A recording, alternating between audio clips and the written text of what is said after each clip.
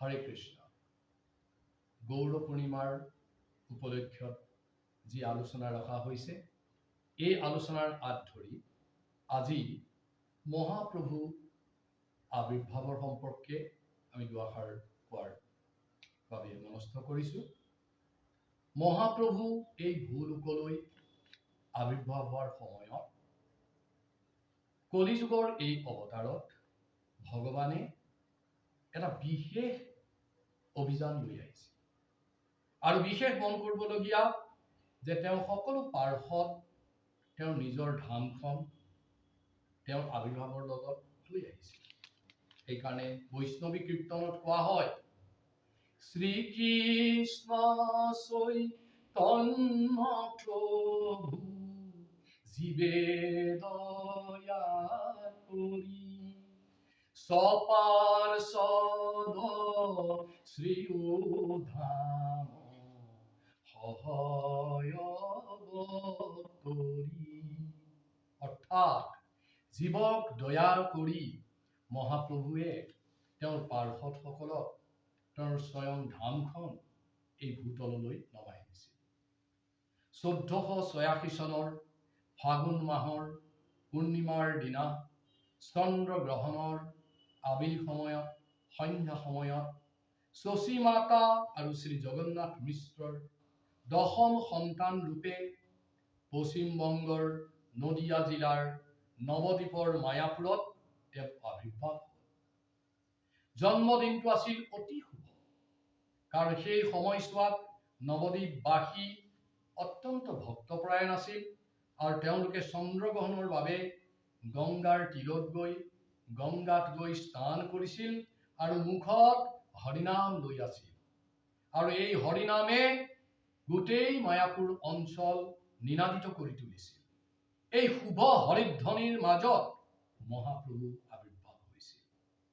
জ্যোতিষশাস্ত্ৰ মতে কলিযুগক 12টা ভাগত বিভক্ত কৰা হয়।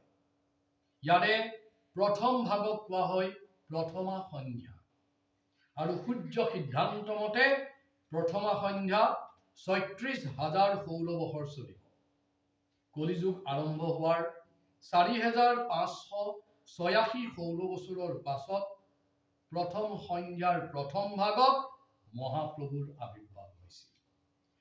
এতিয়া মহাপ্ৰভুৰ আবিৰ্ভাৱ হোৱাৰ ক্ষেত্ৰত আদিত্য আচাৰ্যৰ অৱদানৰ সম্পৰ্কে কিছু কোৱা হয়। শাস্ত্ৰত কোৱা হৈছে যে জড়জগতৰ ইন্দ্ৰিয় তৃপ্তিৰ বেগসমূহ 4 প্ৰকাৰ। এইকেইটা হৈছে আমাৰ সমস্যা, আমাৰ দুখ, আমাৰ কুণ্ঠাৰ মূল কাৰণ। আৰু যিকেইটাৰ পৰা যিখন ঠাই এই কুণ্ঠাৰ পৰা মুক্ত তাকে কোৱা হয় বৈকুণ্ঠ। আৰু মহাপ্ৰভু বৈকুণ্ঠৰ পৰা এই কুণ্ঠযুক্ত জাগালৈ নামি আহিছে, যাতে আমাক এই কুণ্ঠাবিলাকৰ পৰা মুক্তি কৰি লৈ যাব পাৰে। এই 4টা কুণ্ঠা হ'ল জন্ম, ব্যাধি, জৰা, মৃত্যু। Birth, disease, old age and death. আৰু যাক আমি ভৱ ৰোগ বুলি কওঁ, মেটেৰিয়েল ডিজিজ। কলিযুগত ভূলোকৰ পতিত জীৱবিলাকৰ, বদ্ধ জীৱবিলাকৰ দুখ দেখি পৰম বৈষ্ণৱ আদিত্য আচাৰ্যৰ অন্তৰত অনুকম্পা জাগি উঠিল। তেওঁ শ্ৰীকৃষ্ণ ভগৱানক প্ৰাৰ্থনা কৰিব ধৰিলে, যাতে তেওঁ আবিৰ্ভাৱ হৈ প্ৰেমময় শুদ্ধ ভক্তিযুক্ত সেৱাৰ বাণী জনগণৰ মাজত প্ৰচাৰ কৰি তেওঁলোকক ভক্তিযুক্ত সেৱাত নিবিষ্ট কৰাই এই ধৰাতলৰ পৰা, এই কুণ্ঠাযুক্ত স্থানৰ পৰা বৈকুণ্ঠলৈ লৈ যাব পাৰে। কাৰণ বৈষ্ণৱসকলৰ 3টা গুণ আছে: নামে ৰুচি, জীৱে দয়া আৰু বৈষ্ণৱ সেৱা। আদিত্য আচাৰ্যৰ নামত অৱশ্যই ৰুচি আছিল, জীৱৰ প্ৰতি তেওঁৰ দয়া আছিল, আৰু বৈষ্ণৱসকলক, জীৱসকলক, পতিত জীৱসকলক সেৱা কৰাৰ এটা মনোভাৱ আছিল। এই কাম আদিত্য আচাৰ্যই শ্ৰীহৰিৰ পৰম ভক্ত হিচাপে নিজেই যথেষ্ট শক্তিশালী হোৱা বাবে নিজেই কৰিব পাৰিলেহেঁতেন। কিন্তু তেওঁ অনুভৱ কৰিছিল যে অতি পতিত জীৱসমূহক উদ্ধাৰৰ বাবে ভগৱানৰ সাক্ষাৎ উপস্থিতিৰ প্ৰয়োজন আছে। যেনেকৈ ভগৱদ গীতাৰ নৱম স্কন্ধৰ ২৬ নং শ্লোকত কোৱা হৈছে পত্ৰম পুষ্পম ফলম তোয়ম ইয়মে ভোক্তা প্ৰয়চ্ছতি তদহম ভোক্তা পৰহিতম অস্নামি প্ৰজাত্মন। অৰ্থাৎ গংগা জলেৰে বা এই তুলসীৰ পাতেৰে ফুল ফল পুষ্পৰে ভগৱানক সেৱা কৰিলে ভগৱান আনন্দিত হয়। সেইকাৰণে আৰত্য আশ্চৰ্যই গংগাৰ তীৰত বহি তেওঁৰ শালিগ্ৰামত ভগৱানৰ পদ্মযুগলত ধ্যান কৰি তুলসীৰ পত্ৰ অৰ্পণ কৰিব ধৰিলে। আৰু তেওঁৰ এই যি হুংকাৰ, যি ভগৱানক তেওঁৰ আহ্বান, এই আহ্বান ভগৱানে নেওচা দিব নোৱাৰিলে। সেই ভগৱান চৈতন্য মহাপ্ৰভুৰ ৰূপ লৈ এই ধৰাতলত আবিৰ্ভূত হ'ল। বৈষ্ণৱী কীৰ্তনত গোৱা হয় জয় জয় আদৈত্য আচাৰ্য দয়াময় যাৰ হুংকাৰে গুণ অৱতাৰ হয়। অৰ্থাৎ চৈতন্য মহাপ্ৰভুৱে ভক্তৰ হুংকাৰত আহি আবিৰ্ভূত হ'ল। ভক্ত ৰূপত মহাপ্ৰভু আবিৰ্ভাৱ হোৱাৰ দুটা কাৰণ মূলতে কোৱা হয়। শাস্ত্ৰত কোৱা হৈছে এটা হ'ল বাহ্যিক কাৰণ, আনটো হ'ল অভ্যন্তৰীণ কাৰণ। অৰ্থাৎ আমাৰ এতিয়া আলোচনা ৰখা হ'ব ভগৱানৰ চৈতন্য মহাপ্ৰভুৰ আবিৰ্ভাৱৰ কাৰণ কি, কজ কি। বাহ্যিক কাৰণটো হ'ল যুগ ধৰ্মৰ পুনঃস্থাপন। অৰ্থাৎ যিটো ভাগৱত গীতাত কোৱা হৈছে যদা যদা হি ধৰ্মস্য গ্লানিৰ্ভৱতি ভাৰতম অভ্যুত্থানম অধৰ্মস্য, যে যেতিয়া ভগৱানে কৈছে যেতিয়াই ধৰ্মৰ অৱমন ঘটে তেতিয়াই মই ধৰ্ম পুনৰ স্থাপন কৰিবৰ বাবে যুগে যুগে মই আবিৰ্ভূত হওঁ। যুগ ধৰ্ম তাৰ অৰ্থ হ'ল কোনো এটা বিশেষ যুগৰ আধ্যাত্মিক জীৱনৰ সৰ্বোচ্চ নীতিসমূহ, the highest principle of spiritual life for a yuga.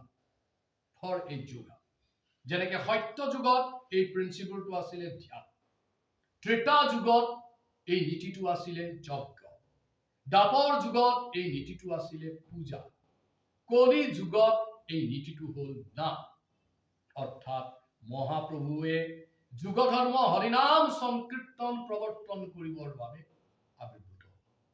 মহাপ্ৰভু ৰূপ প্ৰকট কৰিব ভগৱানে ঈশ্বৰ ৰূপটো প্ৰকট কৰিব বিচৰা নাছিল, বৰং এজন আদৰ্শ ভক্তৰ ভাৱ ধাৰণাসমূহ প্ৰেমময় শুদ্ধ ভক্তিযুক্ত সেৱাৰ দ্বাৰা হাতে কামে কৰি দেখুৱাইছিল, নিজে আচৰণ কৰি আনক শিকাইছিল।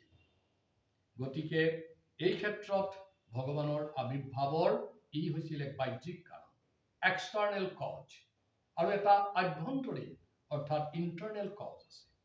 সেইটো হ'ল তেওঁ পৰমেশ্বৰ ভগৱানে পৰম ভক্ত শ্ৰীমতী ৰাধাৰাণীয়ে প্ৰেমময় ভক্তিযুক্ত সেৱাত যি আনন্দ আস্বাদন কৰি থাকে, সেই আনন্দৰ পৰা নিজে বঞ্চিত হৈ আছে। অৰ্থাৎ তেওঁ নিজে আনন্দটো আস্বাদন কৰিব পৰা নাছিল। সেয়ে তেওঁ নিজে ভক্ত হৈ শ্ৰীমতী ৰাধাৰাণীৰ ভাৱত আবিৰ্ভাৱ হৈ ভক্তিৰ চৰম পৰ্যায়, প্ৰেমময় যিটো ভক্তিৰ আনন্দ, তাক লাভ কৰিবৰ কাৰণে গৌৰাংগ ৰূপে তেওঁ আহিছিল। অৰ্থাৎ ৰাধা আৰু কৃষ্ণ এটা শৰীৰত সোমাই পৰিছিল। সেইবাবে বৈষ্ণৱী কীৰ্তনত কোৱা হয় ৰাধা কৃষ্ণ একে তনু হে নিধুবন মাঝে বংশী বজাৱে। অৰ্থাৎ ৰাধা আৰু কৃষ্ণ এটা তনু, এটা দেহ। কৃষ্ণদাস কবিৰাজ গোস্বামীয়ে চৈতন্য চৰিত্ৰামৃতৰ আদিলীলাৰ ৪ৰ্থ অধ্যায়ত মহাপ্ৰভুৰ এই আভ্যন্তৰীণ কাৰণসমূহ খুব সুন্দৰভাৱে ব্যাখ্যা কৰিছে। তেওঁ তিনিটা কাৰণত ভাগ কৰিছে। তাৰ প্ৰথম কাৰণটো হ'ল শ্ৰীমতী ৰাধাৰাণীৰ স্থান বা স্থিতিত আনন্দ উপভোগ কৰা, two release the position of শ্ৰীমতী ৰাধাৰাণী। আৰু তেওঁ সেইটো আনন্দ উপভোগ কৰিব বিচাৰিছিল, সেই ৰস আস্বাদন কৰিব বিচাৰিছিল প্ৰসন্নতা লাভ কৰিব বিচাৰিছিল। ৰাধাৰাণী হৈছে শ্ৰীকৃষ্ণৰ আধ্যাত্মিক প্ৰেমৰ মূল ভাৱ বিনিময়। She is the prime reciprocator. আৰু দ্বিতীয় কথাটো হ'ল শ্ৰীকৃষ্ণই নিজৰ আধ্যাত্মিক যি মধুৰতা, যি ৰস, যি আনন্দতা, যি কোমলতা, এইটো বুজিব চেষ্টা কৰিছিল আৰু কিন্তু নিজে বুজি পোৱা নাছিল। তেতিয়া শ্ৰীকৃষ্ণ যদিও সকলো ৰসৰ মূল উৎস, যাক কোৱা হয় ফাউণ্টেইন হেডছ অফ অল ৰসেছ, fountain head of all sweetness, এই কথাটো শ্ৰীকৃষ্ণৰ প্ৰতি থকা ৰাধাৰাণীৰ যিটো আকৰ্ষণ, এই আকৰ্ষণত প্ৰকাশ পাইছিল। এই আকৰ্ষণ আছিল অতি ভব্য, অতি অবৰ্ণনীয়, অতি উত্তম পৰ্যায়ৰ, অতি উদাৰ, অতি পূজনীয়। ৰাধাৰাণীৰ ভাৱত আহি কৃষ্ণই এই গোটেই উদাৰতা, উত্তম যিটো ভগৱানৰ আকৰ্ষণ, উদাৰতা, তাক আস্বাদন কৰিব বিচাৰিছিল। এইটো এটা দ্বিতীয় কাৰণ। তৃতীয় কাৰণটো হ'ল কৃষ্ণই সদায় লক্ষ্য কৰিছিল যে তেওঁ ৰাধাৰাণী সংগত যিমান আনন্দ অনুভৱ কৰে, শ্ৰীমতী ৰাধাৰাণীয়ে কৃষ্ণৰ সংগত তাতকৈ বহুত বেছি আনন্দ লভি থাকে। সেয়ে তপ্তকাঞ্চ গৌৰাংগীৰ গৌৰবৰণ লৈ ৰাধাৰাণীৰ ভাৱত নিমজ্জিত হৈ গৌৰাংগ ৰূপে তেওঁ আবিৰ্ভাৱ হোৱাৰ এটা মনত ভাৱ আছিল। আৰু এই ভাৱ, এই উদ্দেশ্য লৈ তেওঁ কলিযুগত গৌৰাংগ ৰূপে আবিৰ্ভূত হ'ল। গৌৰাংগ জয় শ্ৰী শ্ৰী গৌৰাংগ কি জয়। হৰে কৃষ্ণ।